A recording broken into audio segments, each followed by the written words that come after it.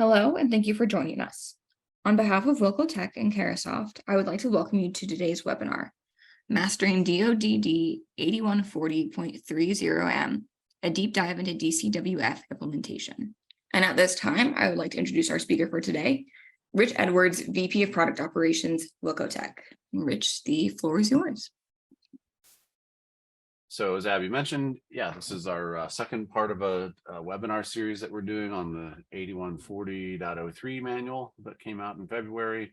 We'll go a little bit deeper into some of the topics here and a little bit less comparing it to the old framework. Thanks Carasoft for hosting for us again. These have been very successful for us, and we appreciate everyone's attendance here today. As Abby mentioned, I'm Rich Edwards. I'm the VP of Product Operations here at Wilco Tech, and we operate and maintain the Army's Training and Certification Tracking System, or ATCTS, that some of you may be familiar with. That's been in use over 15 years in the Army. Was built originally for the 8570.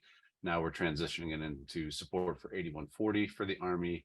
But what I'm going to show you today is our new CyberSTAR platform that we've been working on for the last couple of years, specifically designed to be capable of handling 8140 as well as other frameworks, including 8570 simultaneously. So we'll get into some of that in the demo, but purpose-built basically for what is now, now the published manual and standard. And the current CyberSTAR is in use today with the Defense Counterintelligence and Security Agency. They call it the Cyber Workforce Compliance Management System, or CWCM. So if you ever see that, that is basically our CyberSTAR product that they're using today to do their cyber workforce compliance. And we're working with them to basically get folks entered and coded for 8140. Which we'll talk obviously more about as well. But moving along here, just a quick overview of what we're going to cover today. So we'll go through some 8140 basics, just level set. If you were at the previous webinar, some of this is a repeat, but I won't go as deep into the, again, comparison of 8570. We'll talk a little bit about the timeline and what's required when, the reporting aspects, and in particular, some of the authoritative systems that are out there that are that will be used for the reporting up through the DoD. And then the deep dive part we'll spend a decent amount of time, more time on the qualification matrices, which are really what define what qualifies you for a particular work role.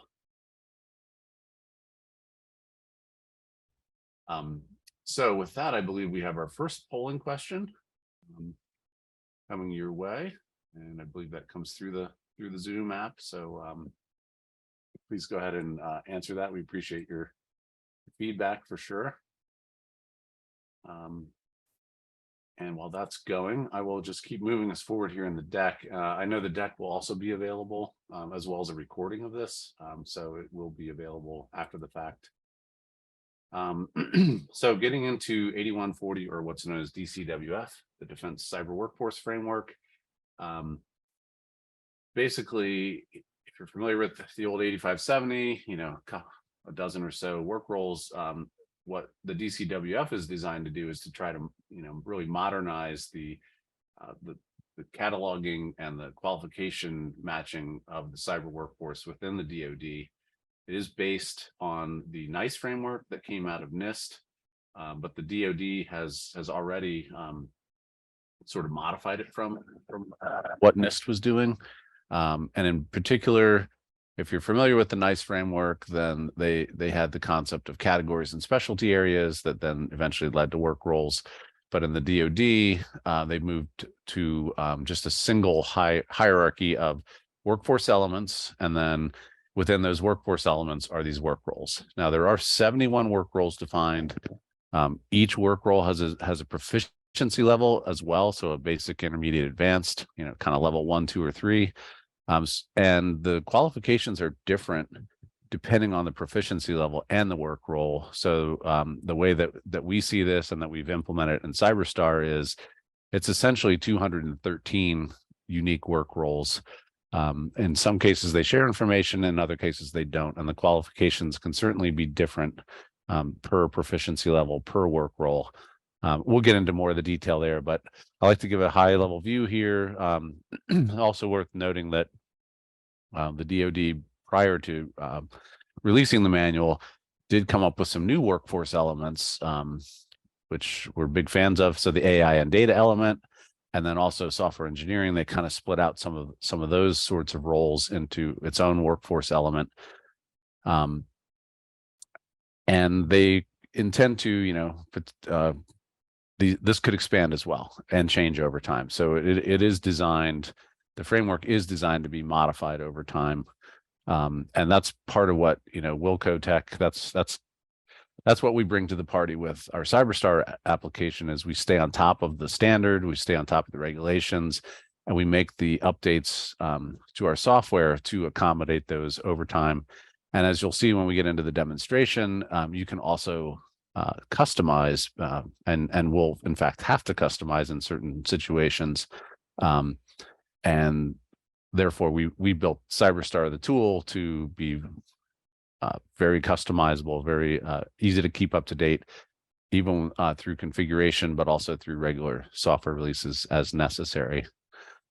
So I like to give, I know this one's an eye chart, but I like to sort of, okay, here's all the work roles broken down by element. And I just highlighted a few just to give you a flavor. If you haven't spent much time studying it, these start to look a lot more like job titles or positions, things like a data scientist. That's in that new AI data workforce element.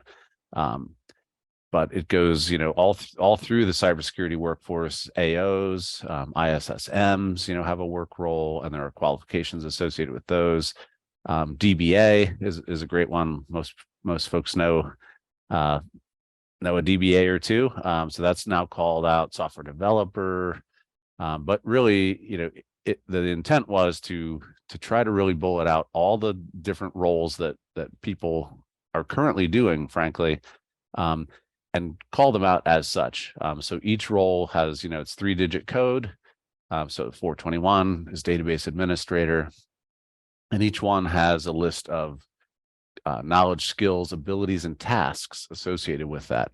So the intent of the DCWF is to get much more granular, to really get down to where you're describing what people are actually doing in their job, what's their day-to-day activities, what do they need to know and be able to do to qualify for that. And so by breaking it down into those really fine-grained KSATs, which we'll cover here in a couple slides, that helps to really better define the job. In fact, what is very nice too is through the KSATs, you essentially you have a job description, for any of these jobs.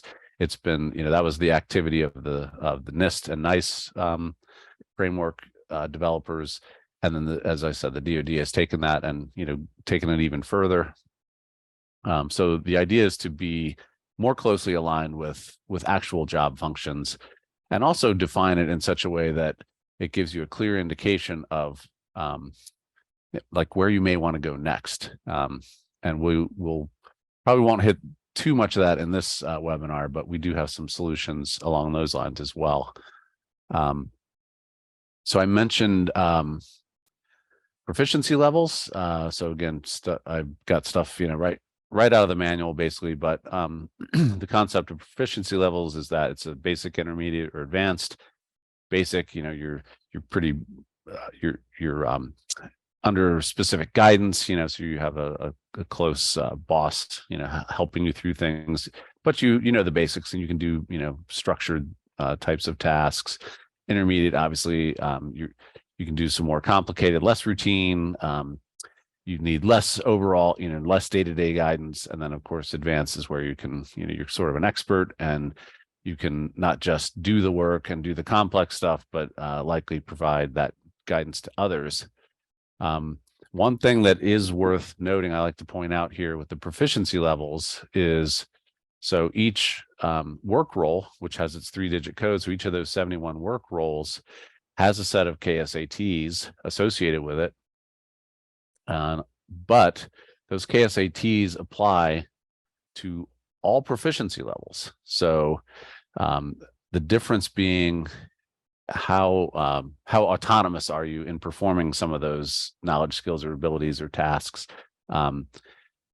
So it is a little bit confusing at times. The KSATs are the same for a given work role, but if you're a basic level, then you're only expected to sort of know about the stuff and do it under somebody else's supervision. Contrary to that, however, is, and we'll get in here in a couple slides, into the qualification matrices, which say per proficiency level, what are the types of education or training that you need at that level to be considered qualified. So again, it's maybe not as obvious when you start into this framework that the KSATs are per work role, but the qualifications are per work role and proficiency level. Hopefully this will become more clear as we look at some examples, but I do like to point that out. So we'll do a quick overview here of the just the compliance timeline for 8140. So, and what's required. So in February of this year, the manual was published. It does call out that for contractors, they are expected to be compliant and or qualified for these job roles. Now that assumes that DCWF work role was called out in the contract. So you see a lot of new contracts being issued with actual DCWF work roles. The intent is, hey, if you're a contractor and you are assigned to that work role through your contract, then you are required to be qualified for it. Again, they push, that's kind of pushed off onto the contracting company. Our CyberSTAR product we do have a commercial version of it that is in use for contractors, for contracting companies, to help them manage the compliance and the qualification. But that's the reporting on contractors, and the qualification requirements are not that's not part of the manual. It just says they need to be qualified. It doesn't say that you have to report. It doesn't really. It's very much up to the component or the organization to manage their contracting companies and contractors. So that is not part of the reporting requirement. What is part of the reporting requirement, however, is within 12 months, so next February, you will be required to report out for your cyber worker personnel, which work role are they in and what's their proficiency level in that work role. Now, the plan in the DoD is just to leverage existing authoritative manpower and personnel systems to be able to code the individuals. So, and I think I have a slide on this coming up, but so if for civilian personnel, DCPDS has been updated to support DCWF work role and proficiency level assignments.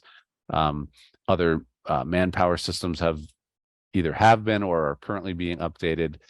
And the idea there is that the authoritative systems that already exist for tracking personnel and billets will have the capability for DCWF coding, and then that will all feed up through DMDC and ultimately up to the big Advana manpower dashboard.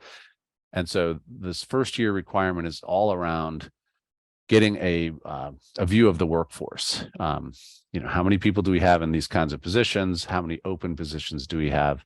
But it doesn't talk at all in the first year here about the qualifications, and can you verify that in fact your personnel are actually qualified.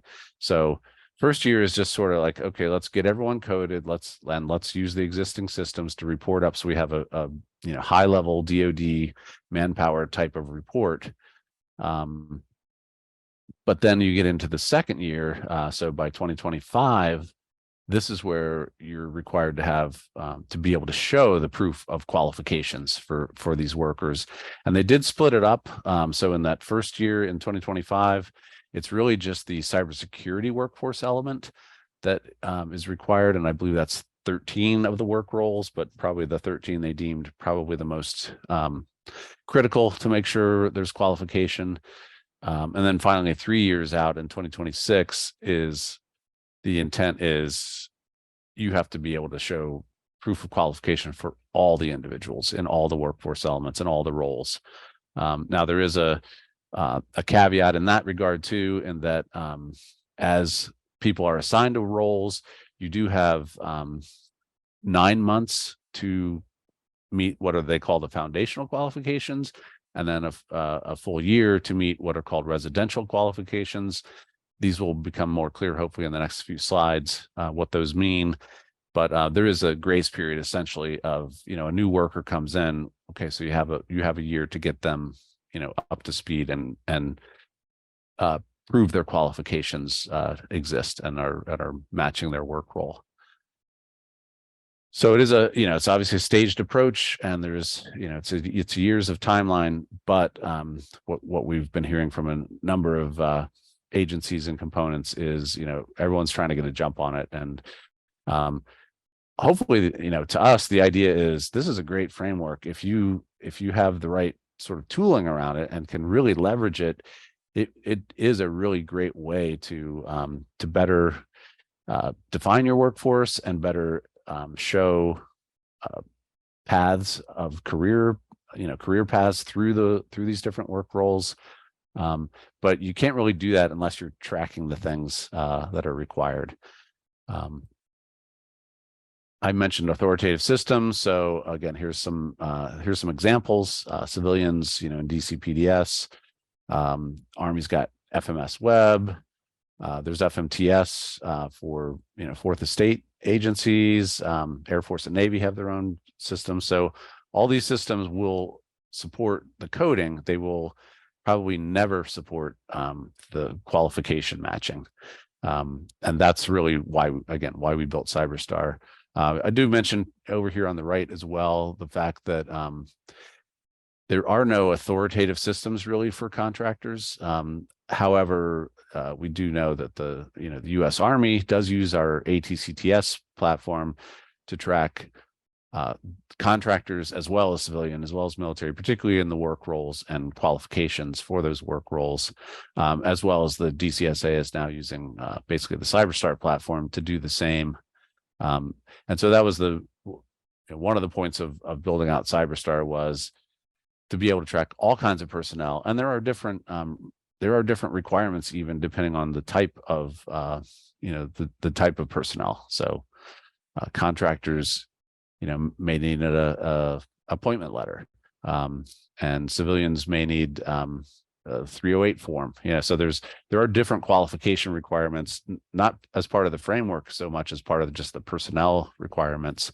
And that's something else we built CyberSTAR to do, is be able to track not just these work roles and not just what's required by the framework, but all the other things that qualify you for your job. So user agreements, appointment letters. Of course, everyone has to do basic cyber awareness challenge training. So all those kinds of things, we again built CyberSTAR to track those and help you not just stay compliant, but help your personnel to do what they need to do, and really be accountable for their own activities and their own compliance to these work roles. Again, hopefully this will become more clear as I show the actual product and how that actually works. There is also this, I always like to point out, there is a document out there. I think I probably have it here, that does talk about the coding within DCPDS in particular. So if that is something that you need some help with, this document is good. It's on the DCWF website, and it does talk through.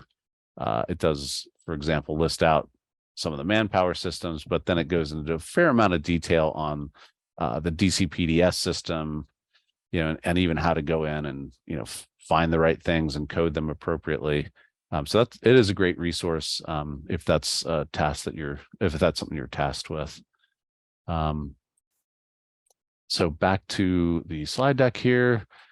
So let's talk qualification matrices. So this is at the heart of 8140. This is the whole this is the framework, and really, when you boil it down.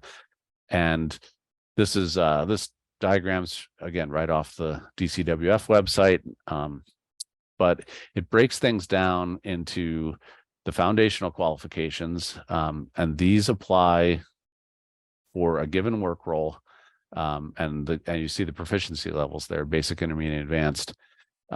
These foundational qualifications apply across the DoD, and they're defined.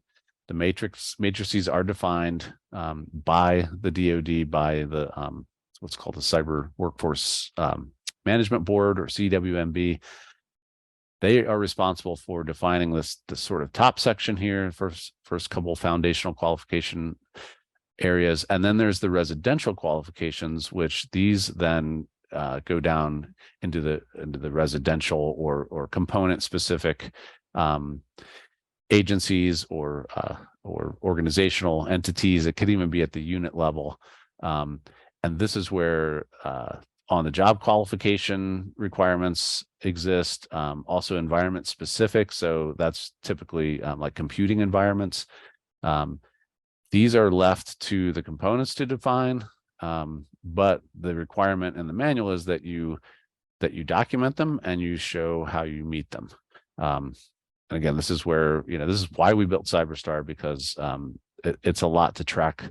It's hard enough to track the foundational qualifications, let alone your own residential qualifications, without some kind of tooling. And then finally at the bottom, there's an annual maintenance requirement to maintain your qualifications, and there are a number of different opportunities for that.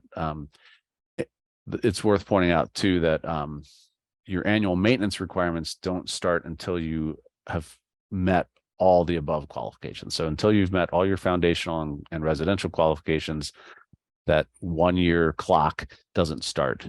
So for most entities, this will be, you're looking at probably 2 or 3 years out before that continuous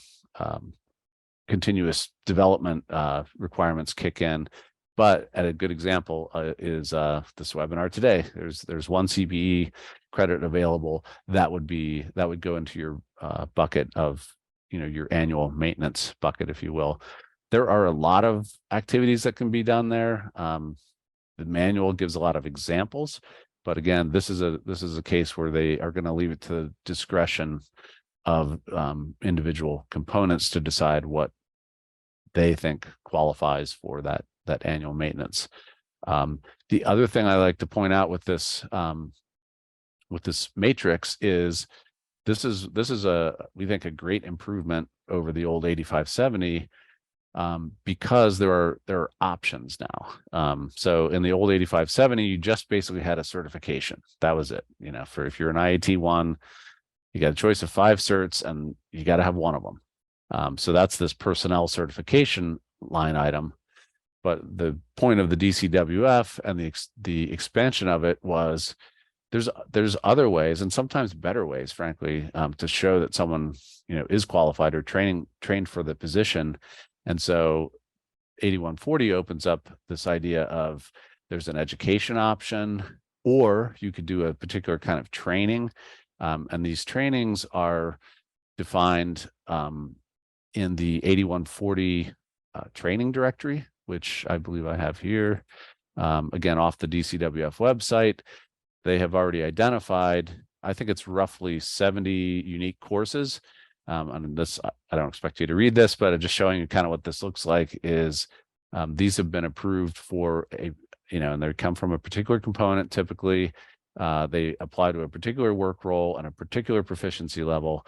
But these are the ones that when it mentions or something from the training repository, this is what they're talking about, is this spreadsheet here.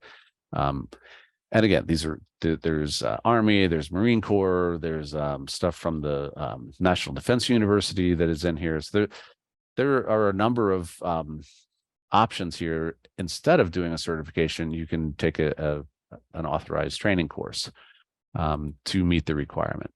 Certifications are still an option, though. And they sort of mimic the 8570 view of the world. So I think the idea was, hey, if you already have it, great. That'll qualify you, for this 8140 role. But it really opens up the possibility of other options, like a bachelor's degree in a relevant field, for example.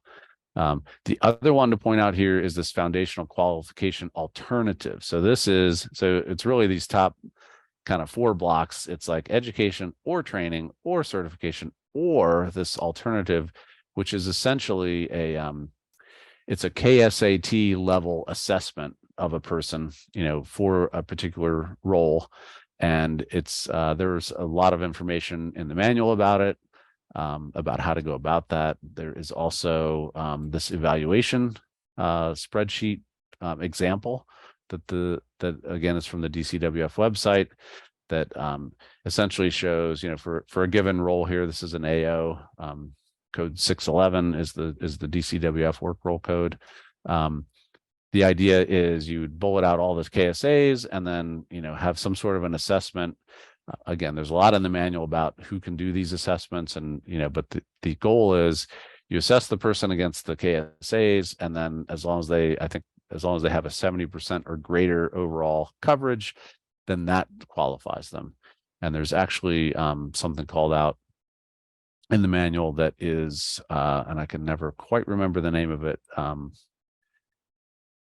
It is, and I don't have it in my sheet here, but it's a certification from the DoD CIO. Essentially, if you go through the process of this conditional alternative, you essentially get a cert that proves you went through the process. But it's that evaluation and assessment process that leads to that. So that's the alternative, and it's very important because to date, if I show you the current set of qualification matrices, again from the DCWF website, they only have maybe probably not half, maybe about half of them defined so far. So if you don't have a qualification matrix defined, well, then you have to do the alternative, basically. So that's one of the reasons that it's there. It is always available though. So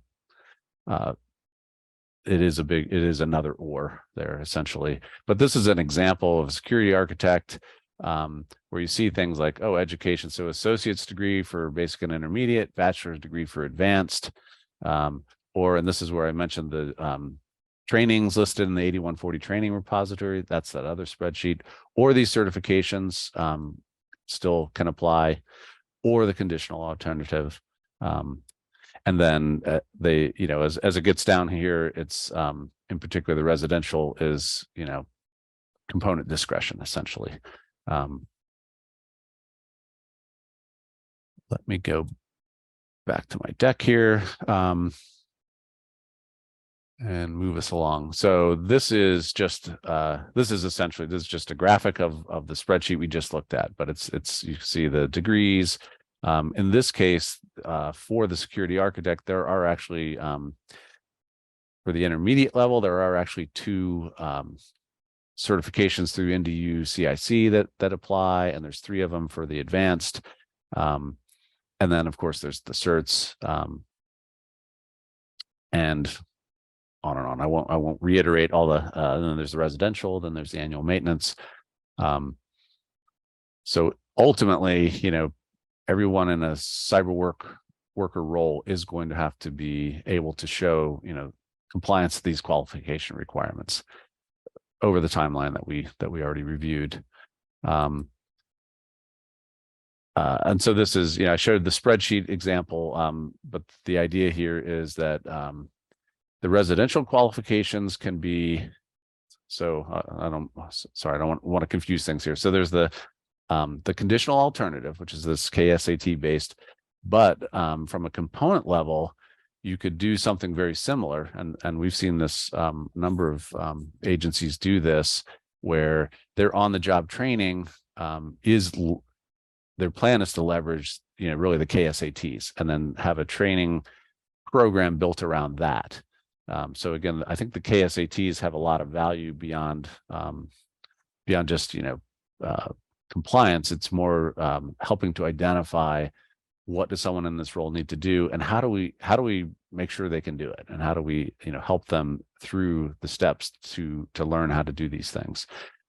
Many folks already have on-the-job training programs, or they use things like JQRs. So all those types of things that if you're already doing and it kind of already exists, those are really good candidates to just leverage for these residential qualifications. And again, it is up to the component to decide. The key is you have to write it down and track it. And so again, that's one of the reasons we built CyberSTAR, was to help people record it and track it.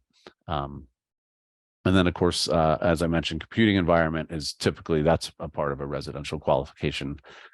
If you're a Linux sysadmin, then you've got probably a Linux computing environment requirement as well. And finally, this is just an example of if you haven't been to the Cyber Exchange website, excellent resource. I think I have it right here. You can search, here's all your workforce elements. You can search based on work role names, and you can drill down. If I just, as an example, search for the DBA, you can browse through all these things. I can go in and look at the DBA and what does that role entail. And here's all the KSATs that are associated with that. And each one of these can be drilled into and et cetera. So it's a great resource.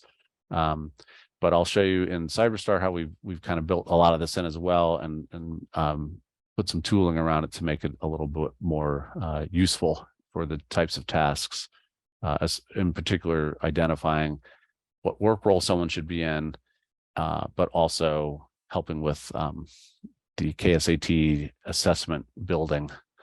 Now with that, I think we have our second polling question. So that will be coming up here momentarily. And then finally, I want to get through these slides here so that I can show you the software in action. This is just the final slide on that annual maintenance piece. So CPEs can be a part of it. If you are leveraging a third-party certification, then maintaining that can be a part of it. And then these relevant professional activities, again, at the component's discretion. But the manual does call out a lot of examples, but claims not to be an exhaustive list of examples. But it does include things like publishing papers, attending seminars, presenting seminars, doing cyber range exercises. There's all manner of things that can sort of qualify for this annual maintenance piece. And again, they are leaving it up to the component discretion to figure out what that looks like, per role. I think CPEs and third party cert, maintaining those are pretty straightforward to do. Which I think is also the intent, is don't make it harder than it needs to be.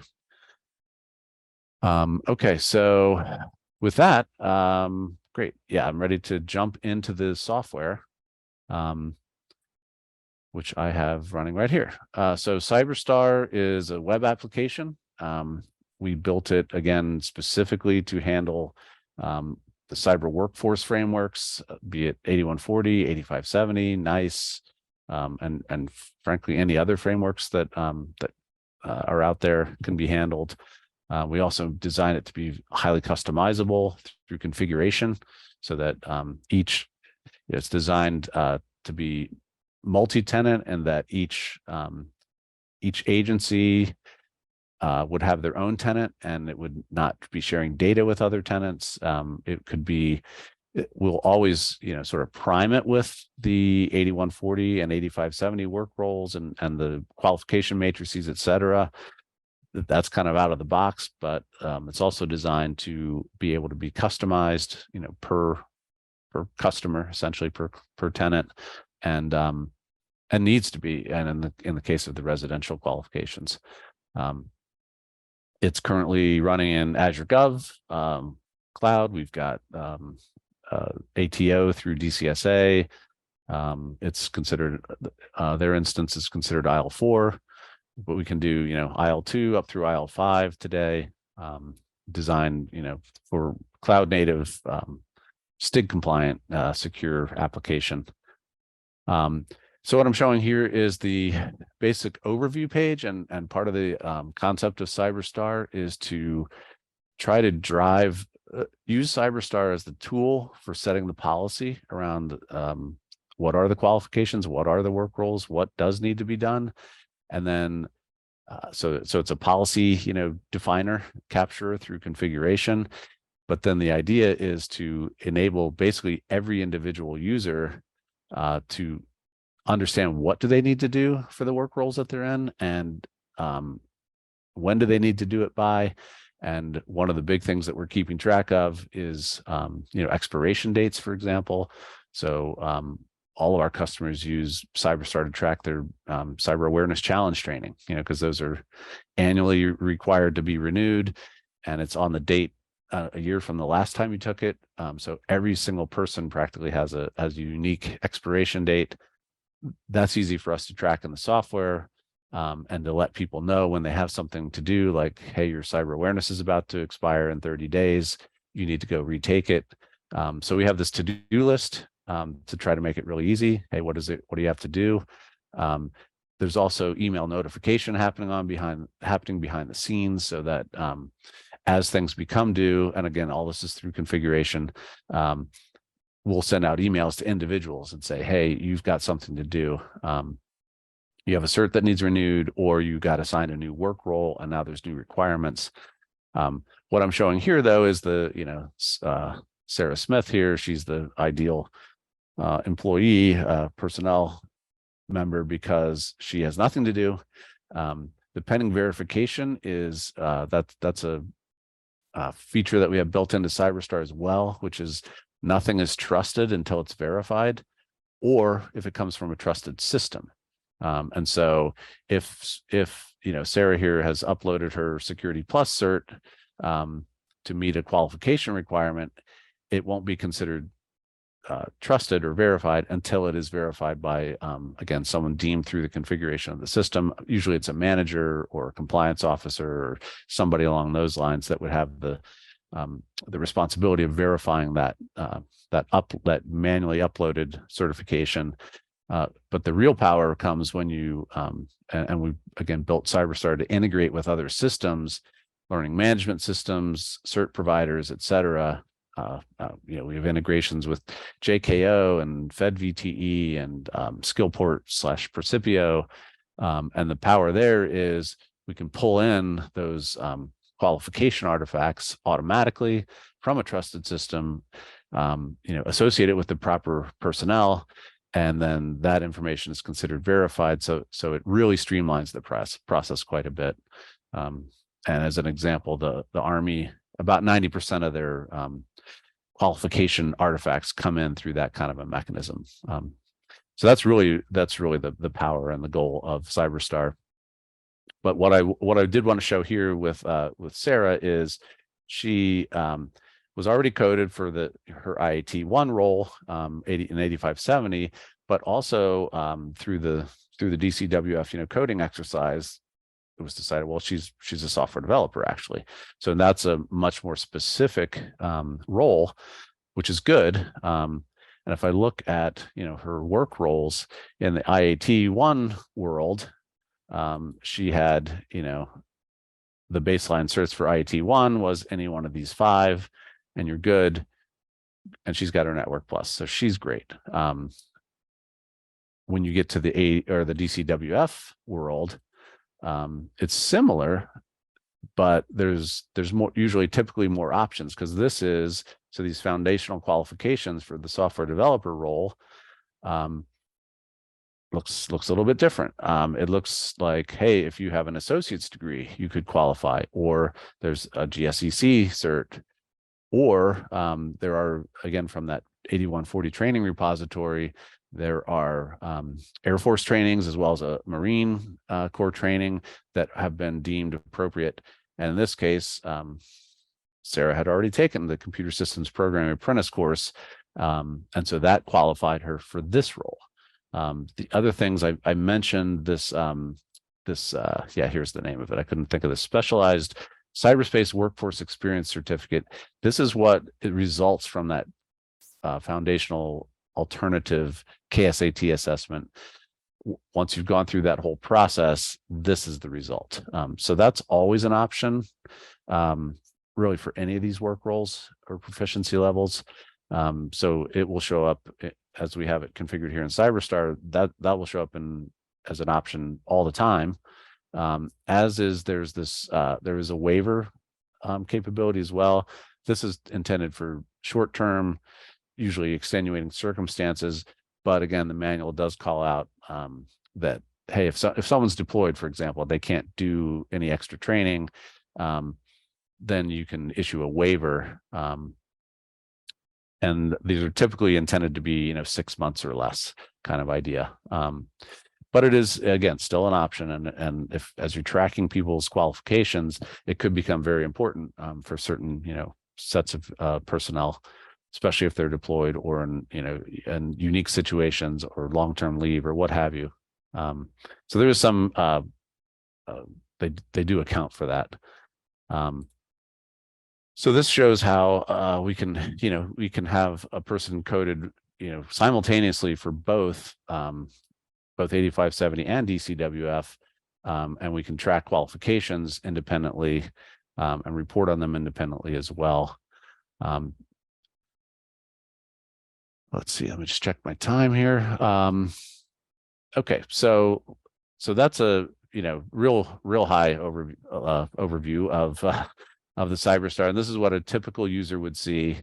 Let me show you a different user that actually has some things to do. So one feature I was just showing there was my ability as a manager and administrator of the system. I can impersonate other users and go in and actually work on their behalf and see what they see, which again can be extremely handy.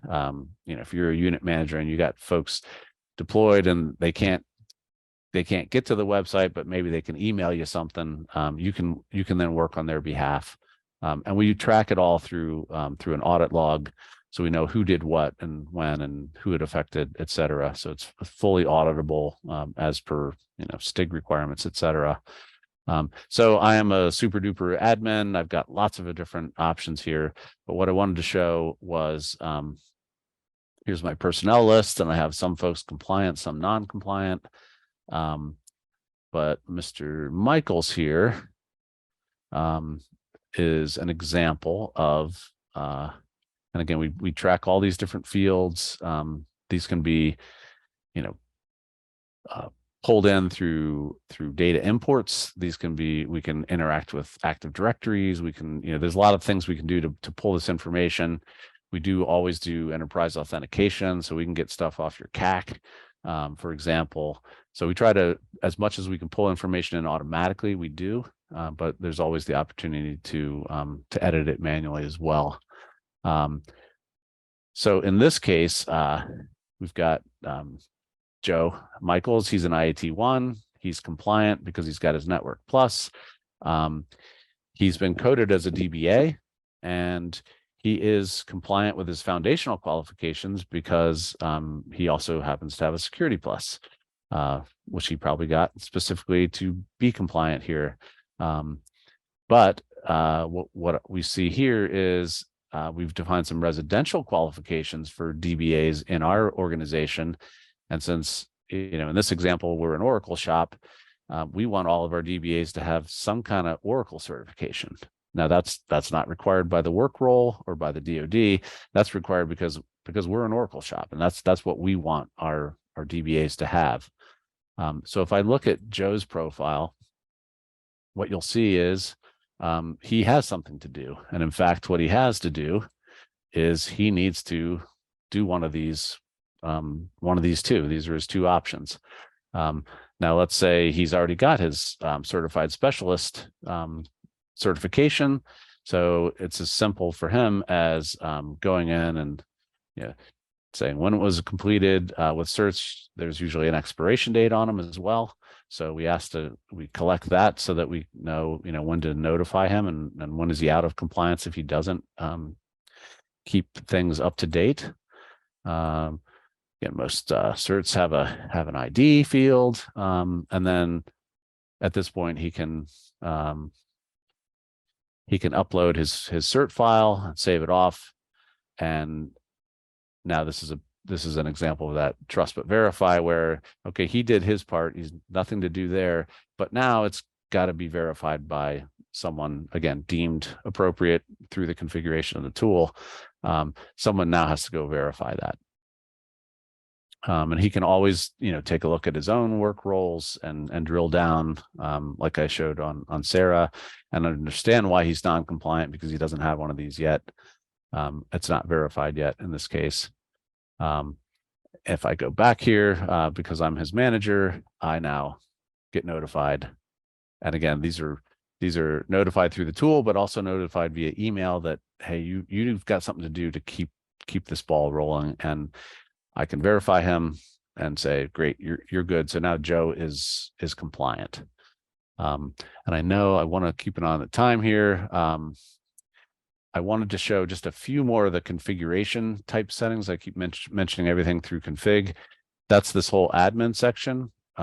So again, we prime it with stuff that's well known, like all these 8570 work roles. We've got computing environments defined in here, and then we get into all of our DCWF work roles per proficiency level. And what we do with CyberSTAR is we prime it with, hey, this is what the qualification matrix looks like today, and this is the one we looked at. This is what it looks like today. These are the qualifications that are condoned and considered sufficient. So again, we prime all that, and we keep these things up to date through regular software updates and or just pushing configuration updates as well. And in this case, I actually have started to define those residential qualifications. This is probably not the complete list, but this is those that we like our DBAs to have some kind of a Oracle certification. But as you can see, this is a basic level, and so we've got the junior and the specialist.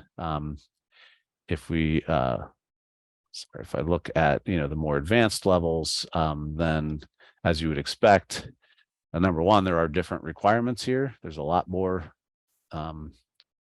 options here that are different based on the level, and then also in the advanced. So we've got the more advanced expert and master level.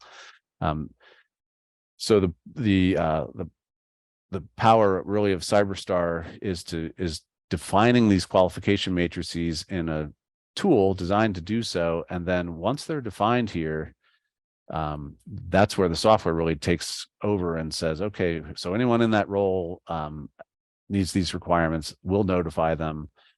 You can change requirements, you can add requirements through this interface, and those will automatically be applied across the board.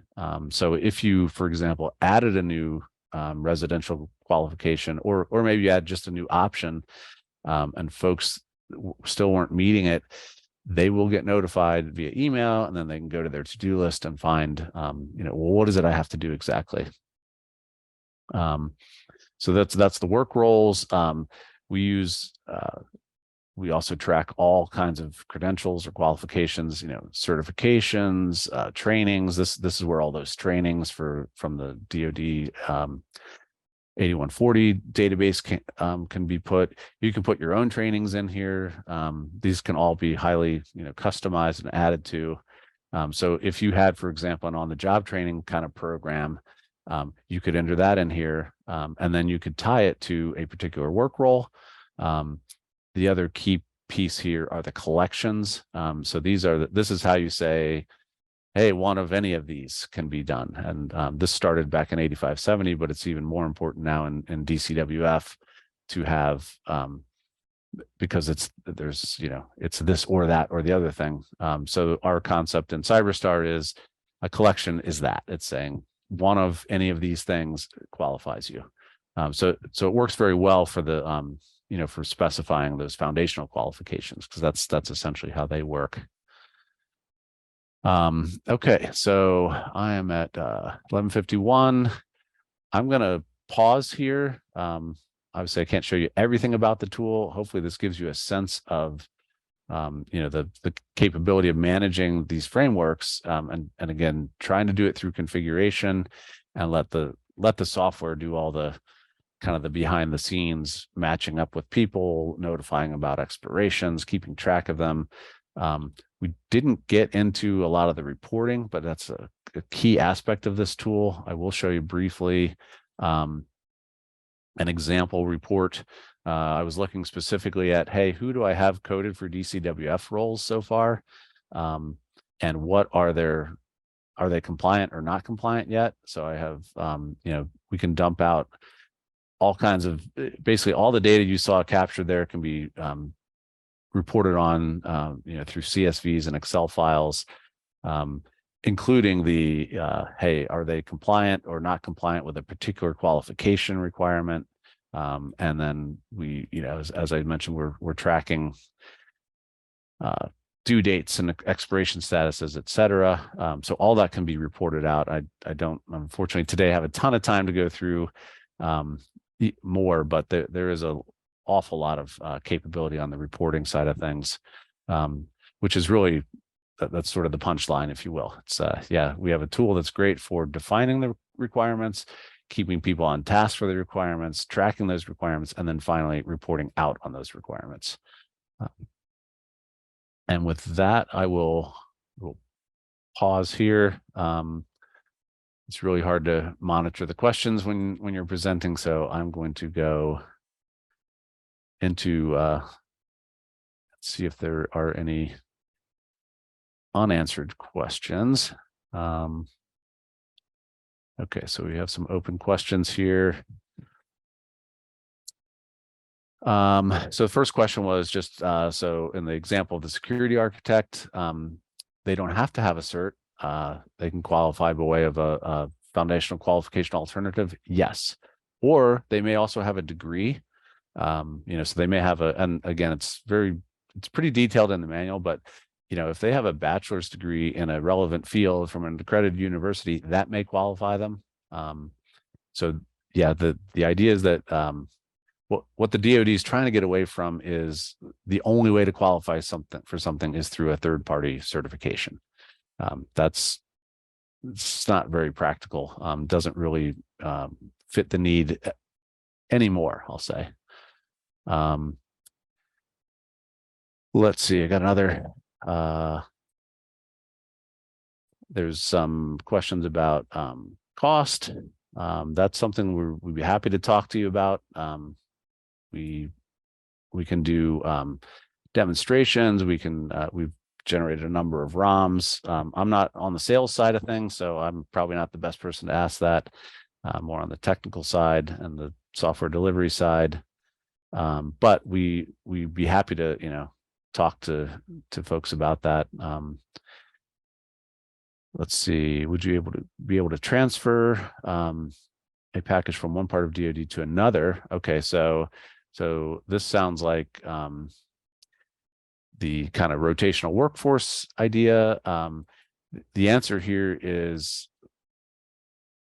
not yet, I guess, but it is certainly on our roadmap for CyberSTAR, is the ability to, and we've been talking about it kind of like a training jacket or a briefcase, where you will have a way to essentially, export all your qualifications and then have them digitally signed and then be able to take them over to another CyberSTAR instance. So for example, if you're changing agencies, you'd be able to take those with you. We have a lot of requests for that. It's not technically very difficult for us, but we're waiting for the customers and the use cases to build that out. Interestingly, we're also delving into, in that same realm, is we're looking at using some of the more modern digital badging capabilities like Open Badge, as an example of ways to make these not just portable across CyberSTAR instances, but actually portable across different domains. So that is coming for sure. That's absolutely on our roadmap, to be able to share this information, because once you've captured it, it is very valuable. And I want to be respectful of time. I'm scanning the questions. If I can't answer them all here, we will for sure get, we will be sending out an email follow-up after the webinar here, where we will answer basically every question that folks have posed here. We will have an answer for you. Let's see, I'm just looking for any highlights that I could quickly hit. For the residential qualification portions, do we have to use the KSATs listed, or can we substitute with other things like on-the-job training? The answer, yes, you can substitute with other things. Again, it has to be well-defined and it has to be tracked. But this is what I mentioned earlier, if you have existing on-the-job training programs, it's pretty likely those are going to be very well suited to those residential qualification requirements. But again, it is the requirement of the manual is write it down, track it, and then ultimately be able to prove that people have gone through that. Which again, we've designed CyberSTAR to track all that for you, but you have to define what it is. So I know we're just about at time. I want to be respectful of that. We will get all these answered, via email for sure. So stay tuned for that. And with that, I think we have one last polling question. So that will be coming through here momentarily. And thanks for your participation. Thanks for the great questions. I wish I had more time to answer them all. There's some really good ones in there for sure, but we will get those out. And hopefully this has been informative and helpful.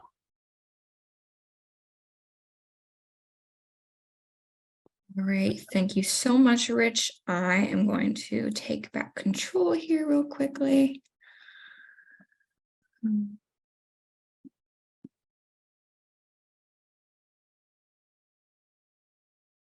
Yeah, so thank you again, Rich, for your participation. Again, if you would like to submit a question, please look to the Q&A pod at the bottom of your screen. I want to thank all of our participants for joining us today. We hope that you found this webcast informative and helpful to you and your organization.